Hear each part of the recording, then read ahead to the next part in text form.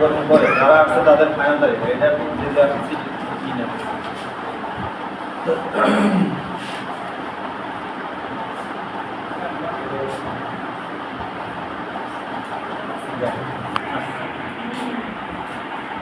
বসেন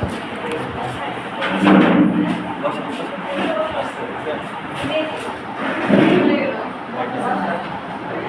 গল্প মনে ভালো না, খুবই ভালো হয়েছে।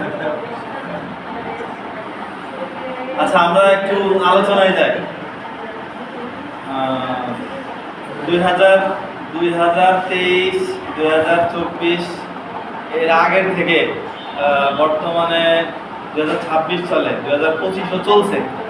26-এ স্কুলের কর্মকাণ্ড বা অ্যাক্টিভিটিস আসলে কীরকম পর্যায়ে আছে, ওভারভিউ বা এর আগে কেমন ছিল, এখন সেটা নিয়ে আমরা একটু আলোচনা করি। আমরা চাচ্ছি যে আমাদের অভিভাবকদের সাথে আমাদের একটা সুন্দর একটা বন্ডিং থাকুক, বন্ধন। তারা আমাদের সব কিছু জানুক, তাদের সাথে আমরা একটা মানে যে সেতু বন্ধনের মতো মিলেমিশে থাকতে চাই। বিপদে আমাদের সুখে দুঃখে তারা আমাদের সাথে থাকবে, ঠিক আছে? তো এখানে আপনাদের যারা আসছেন মিটিংয়ের প্রত্যেকেরই শিক্ষার্থী বা ছাত্রছাত্রী আমাদের স্কুলে পড়ে না? আচ্ছা, এই ছাত্রছাত্রীগুলো এখানে স্টুডেন্টদের ভালো করতে গেলে সবারই দায়িত্ব আছে। শুধু যে স্কুলের উপর দিয়ে দিলেন আর আপনাদের কোনো দায়িত্ব নাই তা তো আসলে হলো না। আপনাদেরও অবশ্যই দায়িত্ব আছে আপনার জায়গা থেকে। ছেলেমেয়েরা স্কুলে ঠিকমতো আসতেছে কিনা, বাসায় পড়তেছে কিনা, পড়ার টেবিলে পড়তেছে, এরকম কিছু পড়তেছে, এগুলোও দেখার দায়িত্ব আপনাদের, তাই না? তারপরে আপনার ছেলে মেয়ে গত পরীক্ষায় কি এরকম রেজাল্ট করছিল, এই পরীক্ষায় কিরকম করছে, এটা দেখার দায়িত্ব আপনার, তাই না? পড়াশোনার মানে মানটাও দেখার দায়িত্ব আপনার, ঠিক আছে? যে আগে পড়াশোনার মানটা কেমন ছিল, এখন কি অবস্থায় আছে, আগে থেকে কি আসলেই ভালো হচ্ছে নাকি আগে থেকে আরো বেশি খারাপ হচ্ছে, এটাও আমাদের সাথে শেয়ারিং করা, ঠিক আছে?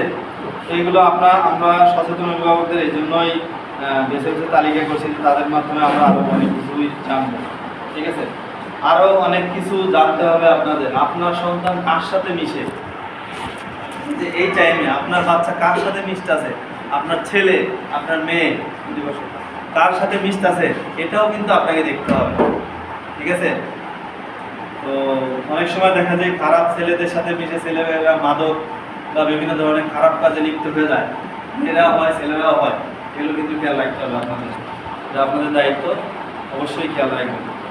আবার এই যে বাল্য বিবাহ, মেয়েদের অল্প বয়সে বিয়ে সাথে দিয়ে দেওয়া হয়, এগুলো অবশ্যই খেয়াল রাখতে হবে, ঠিক আছে? এটা আমাদের অবশ্যই খেয়াল রাখা উচিত। আমরা স্কুলে আমাদের রেগুলার 190, 95, প্রায় 200 বা এরকম স্টুডেন্ট ক্লাস করে এভারেজ অল ওভার। তো দেখেন একটা ক্লাসে যদি 20 জন স্টুডেন্ট থাকে, তার ভিতরে 7-8 জনের ড্রেস ঠিক থাকে না, ইউনিফর্ম ঠিক থাকে না, ডিসিপ্লিন ঠিক নাই। অভিভাবককে ফোন দিয়ে বলি, আপা বা ভাই আপনার বাচ্চার তো আসলে ডিসিপ্লিন ঠিক নেই। তো স্যার আমরা কি করব, কয়টা থেকে কয়টা কিনে দেবো, মানে বিভিন্ন এক্সকিউজ। ডিসিপ্লিন ভালো কিভাবে হবে? আপনি যদি আপনার বাচ্চাকে সুন্দর করে স্কুলে পাঠান তখনই তো ডিসিপ্লিন ভালো হবে নাকি? সেটা তো এই ব্যাপারে তো আপনাদের সহযোগিতা আমরা চাই। আপনাদের ছেলেমেয়েরাও আসে, বাকিরাও আছে, সবাই খুব বেশি করে আসে। এখানে অনেকে বাচ্চা আছে খুব ডিসিপ্লিনটা আসে, অনেকে আসে না, অনেকে একদিন করে একদিন করে না, অনেকে এমন বলে দেবো করে না, আমি করবো কেন, এই ধরনের এক্সকিউজও দেয়, ঠিক আছে? এইগুলোর দিকে কিন্তু অবশ্যই খেয়াল রাখতে হবে।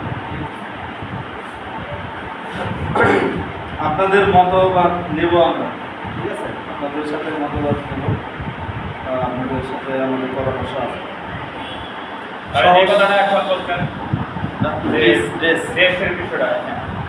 মনে করেন ক্লাসের ভিতরে 15 জন, 15 জনের 10 জন পড়ে আসলো, 5 জন পড়ে আসলো না, ওই 5 জনকে আপনি ওই আলাদাভাবে আধা ঘন্টা কিংবা 15 মিনিট বাইরে দাঁড় করে রাখেন, তাহলে ওই ওনার গার্ডিয়ানও বুঝবে আর উনিও বুঝবে, তাহলে আমার এটা ওই মাথায় বিঘাতে বুঝে আমার এটা পড়ে থাকতে হবে, তাহলে ওখান থেকে তারা শিক্ষা পাবে।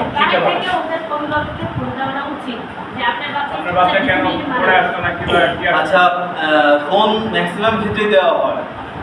আপনার স্কুলে না আসলে অ্যাবসেন্ট লিস্ট থেকে ফোন দেওয়া হয়, অনেক অনেক অভিভাবকরা ফোন ধরে না, তবে অফিসে চাকরি করে তো অনেকে ধরে না।